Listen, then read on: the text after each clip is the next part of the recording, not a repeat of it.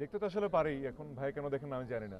শাহরুখ খানও তার প্রিমিয়ার গিয়ে সিনেমা হলে দেখে, সাউথের অনেক বড় বড় স্টাররা দেখে। আহ, তারপর প্রিমিয়ার শো আসলে একটা মজার বিষয়। এখন ভাই আসলে কেন দেখেন না সেটা জানে না, এটা তার একান্ত ব্যক্তিগত বিষয়, আমি এটা নিয়ে কিছু না বলেই ভালো।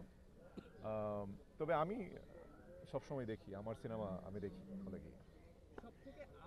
ছোট ভাই বড় ভাই কখনো আসলে লড়াই হয় না, যখন পরিবার যখন একটা হয়ে যায় এবং পরিবারের ছোট ছেলে হিসেবে আমি যথেষ্ট ভালো ছেলে। তো বড় ভাইয়ের সঙ্গে তো লড়াই করতে যাওয়ার প্রশ্নই আসে না, বরং ভাইয়ের কাজটাও দেখবো। আর প্রত্যাশা করবো যে ভাইও হয়তো সিনেমা হলে তো উনি যান না, কখন ওটিটিতে যখন আসবে তিনিও দেখে নেবেন। সিনেমার শুটিং নাকি 400 দিন ধরে হচ্ছে।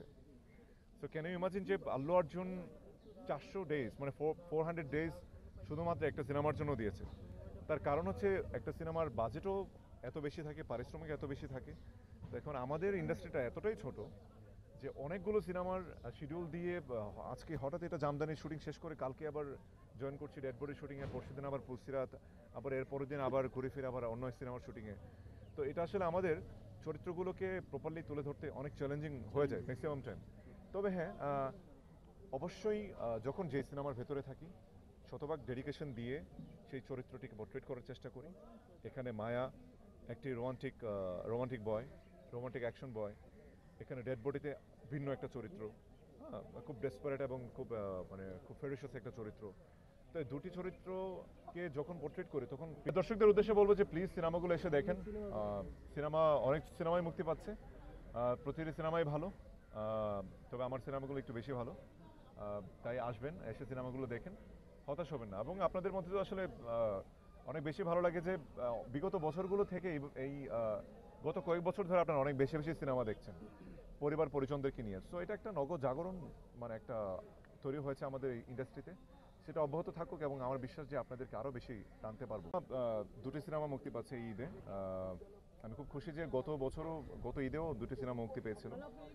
সেই ধারাবাহিকতায় এই ঈদেও দুটি সিনেমা মুক্তি পাচ্ছে। ইনশাল্লাহ আগামী ঈদেও হয়তো বা দুটি বা তিনটি সিনেমা মুক্তি পেতে পারে। তবে এই ঈদে ডেড বডি এবং সেই সঙ্গে মায়াদালাপ সিনেমা দুটি জনের কাজ। দুটির জন্য দুই রকমের স্ট্রাগল করতে হয়েছে। একটি হরর প্লাস হচ্ছে অ্যাকশন থ্রিলার টাইপের একটা ফিল্ম, আর মায়া হচ্ছে একদমই একটা রোমান্টিক অ্যাকশন ফিল্ম, প্রচণ্ড ট্র্যাজিক একটা গল্প। গতকালকে আসলে সিনেমাটি আমি দেখেছি, আর ডেড বডি অনেক আগেই দেখেছি। আমি সবসময় আমার সিনেমাগুলো মুক্তির আগে একবার দেখে নিই, কারণ দেখে নিই এই জন্য যেন কনফিডেন্টলি দর্শক বা আপনাদেরকে বলতে পারি যে সিনেমাটা অবশ্যই দেখবেন। কারণ যে সিনেমাটি নিজের কাছে ভালো লাগে না সেটা নিয়ে আসলে খুব আত্মবিশ্বাসের সঙ্গে কিছু বলতে গেলে হয়তো অনেক সময় নিজের বিবেকের কাছে বাধে যে আসলে মিথ্যে বলবো, সিনেমাটি ভীষণ ভালো হয়েছে, আসলে কি ভালো হয়েছে।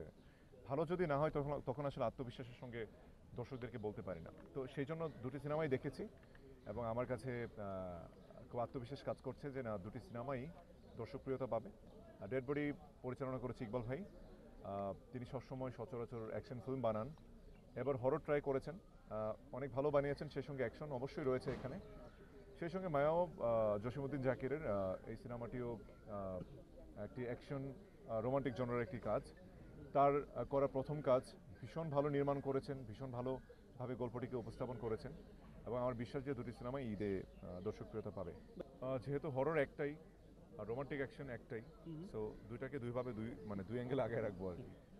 হলের সংখ্যা আসলে আমাদের কম হলেও বিগত 3 থেকে 4 বছর আগের সঙ্গে কম্পেয়ার করলে কিন্তু আমাদের সংখ্যা অনেকটাই বেড়েছে।